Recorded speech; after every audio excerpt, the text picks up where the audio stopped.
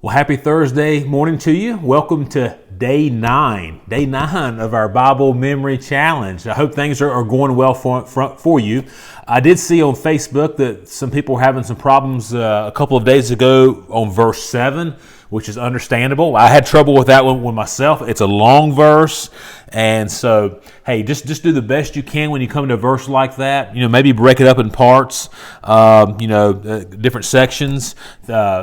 Use the Bible Memory app, which I talked about before. I would definitely use that for that verse.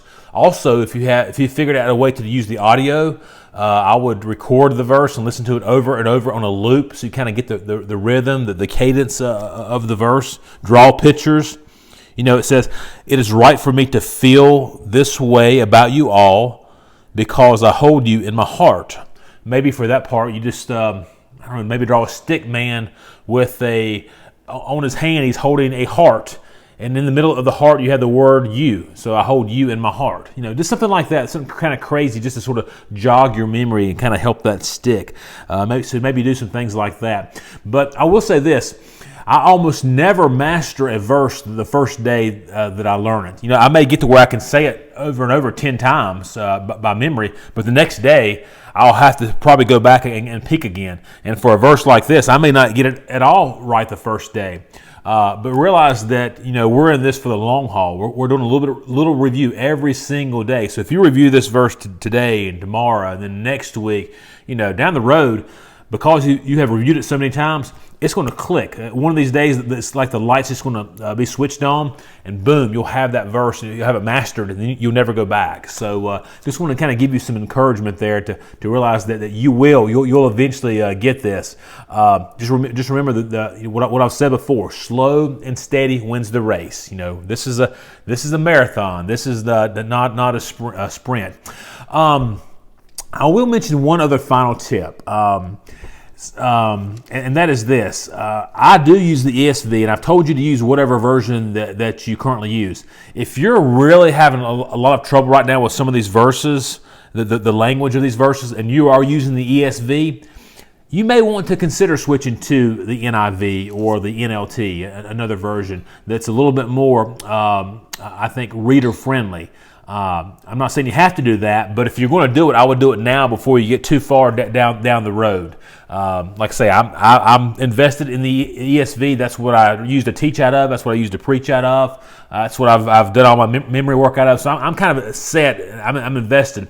But this is early for you. So if you ever want to make a change, you want to make that change now. I'm not saying you should, but if you're just really struggling and getting frustrated, that may be something that you want to consider. All right, enough talk. Let's look at today's verse. As always, you need to go back and look at yesterday's verse 8, which I think was probably a pretty easy verse for you. It was very short, so hopefully that was a nice relief after verse 7. So once you feel like you've got that, try to put all the verses together and get through it the best you can. Don't get bogged down if you don't do it perfectly. It will certainly come. But once you've done your review, let's go and look at verse 9. Verses 9, 10, and 11 are going to comprise one prayer. It's one complete prayer of Paul's. So what's great is that the prayer is broken up into 3 verses. So today we're just looking at verse 9. And so what you do is you read the verse slowly 10 times, looking at every word, and think about what Paul's saying. So, 1:9, "And it is my prayer that your love may abound more and more with knowledge and all discernment." 1:9, "And it is my prayer that your love may abound more and more with knowledge and all discernment."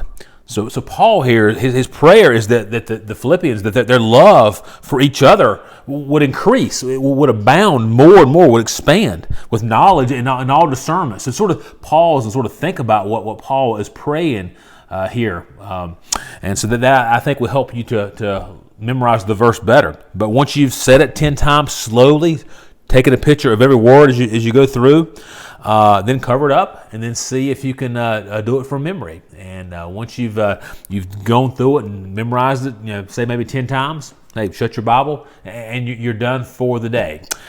Tomorrow we'll continue. We'll look at verse 10. That'll be the completion of our full second week. So you guys are doing great. I appreciate the way that you're engaging on Facebook. I appreciate how you all are encouraging each other. People coming on and giving some great tips, great encouragement. So that's what this is about. Hey, we're all in this together. And so remember that you can do this, and I promise you it will be worth the effort. So God bless you guys. We will see you tomorrow.